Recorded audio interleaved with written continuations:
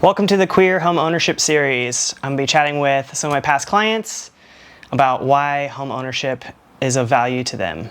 All right, welcome. Today we have Devin joining us, and I'm excited to talk to you. I've got some questions. What is your favorite part of being a homeowner? Safety. Safety. Security in your space. Being able to do whatever you want. Say more. Creativity. Did you have past experiences? Yes, as you may be aware, because you were also there. Yes. I wanted to change everything in everywhere that we lived, and being in rentals, you aren't supposed to do that, but sometimes we did it anyway. And it felt like we were just wasting money. Yeah, I wasn't so concerned about the wasting of the money, but I was more concerned and motivated by the desire to make a space feel like my own, and yeah, that was really important to me. What are some of the biggest challenges that you remember as a renter, or like renting a space or trying to find a rental? Trying to have 2 pit bulls in a rental. More so because most landlords don't allow it, and there's a lot of breed-specific legislation. Insurance policies are kind of anti-breed, breed-restrictive policies, or weight restrictions, or just a lot of misinformation about dogs that made it really hard for us to find places to live for a long time. Okay, why did you decide to buy a house? Well, it's part of the plan. Do you want to elaborate more on that? Well, in order to have a family, you have to own a home.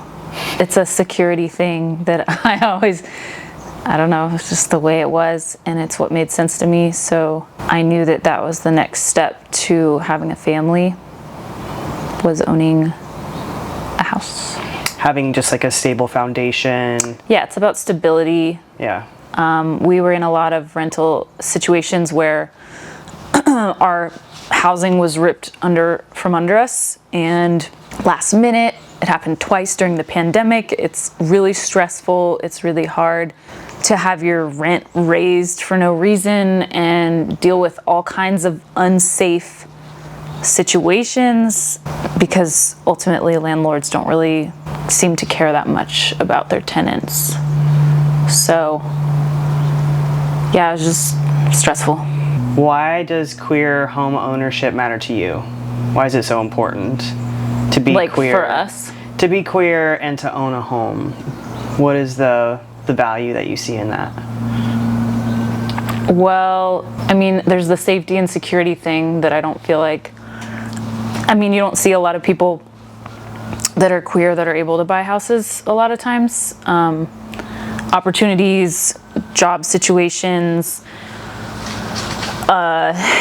relationships with family, not having that support or the financial means to be able to buy a house. Like, there's a lot of reasons that queer people are never able to buy houses, and so being able to help be in a position where we can help people get up that ladder, I think is important, because it is scary and there's a lot of unknowns, and I really didn't think for a long time that we were ever going to be able to buy a house just because we were entrepreneurs. I think there's just a lot of misconceptions. There's a lot of things people just don't know, and people just make assumptions that they just won't be able to buy a house, and it's not necessarily true. So I think just making it a more accessible thing for people outside of the normal,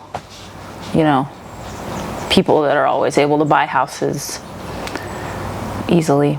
If you could offer one tip to someone who's considering buying a house or maybe just getting started, what would you? Start now. Start now. Always start before you think you should. Talk to probably just Jess, and then Jess will help you find a lender, and then a lender can walk you through all the things that you need to have prepped in terms of paperwork and W-2s and tax stuff and all the stuff that's like really not fun, but really easy for someone who's done this and knows what they're doing to walk you through and make it a lot less stressful and just demystify the process. just starting sooner than you think, because if you have like credit score issues or anything like that, having like a longer term plan to figure out how much, what you need to do to bump up your credit score, or how much you need to save, or wait to quit your job, or like any kind of things like that, are things that you can talk through a long-term strategy with your real estate team. Well, thanks for hanging out. In my house. Yeah.